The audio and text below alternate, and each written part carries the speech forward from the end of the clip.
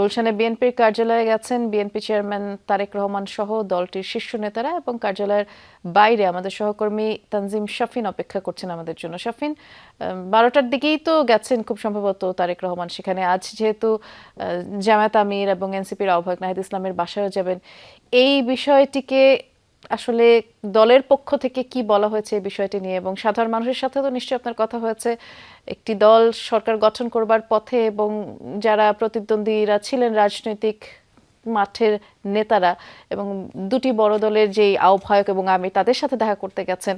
এর আগে পরে তারেক দেখা করতে যাওয়ার কথা আছে, এর আগে পরে তারেক রহমানের আর কি কি কর্মসূচি আছে একটু বিস্তারিত করে আমাদেরকে জানাবেন। বাংলাদেশ জাতীয়তাবাদী দল বিএনপি এই প্রথমবার দলের চেয়ারম্যান হিসেবে নির্বাচনী দায়িত্ব সামলেছেন দলের চেয়ারম্যান তারেক রহমান।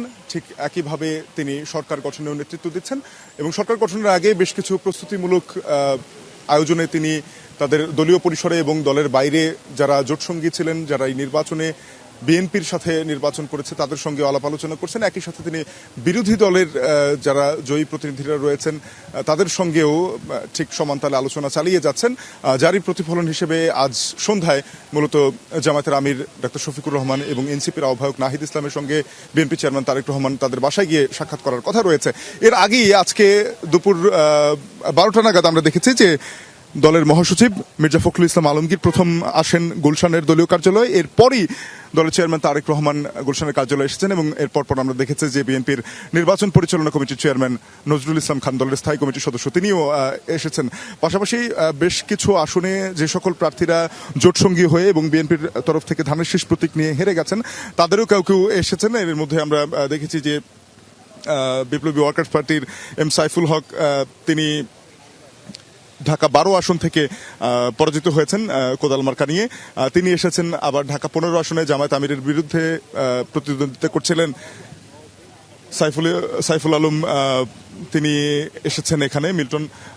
এছাড়াও গাজীপুরের আরো একজন সংসদ সদস্য তিনিও এসেছেন।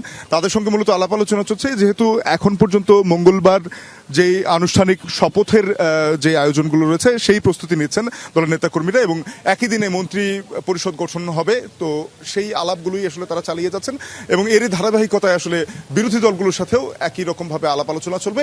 তারেক রহমান এরই মধ্যে জানিয়েছেন যে তিনি সম্প্রীতি এবং সৌহার্দ্য নিয়ে সরকার গঠন করতে চায়, যেখানে সরকারি দল এবং বিরোধী দলের একটি বড় অংশগ্রহণ থাকবে, মেলবন্ধন থাকবে আর কি দুটি পক্ষের মধ্যে, সেটি বুঝাবার চেষ্টা করছিলেন শাফিন। অনেক ধন্যবাদ আপনাকে।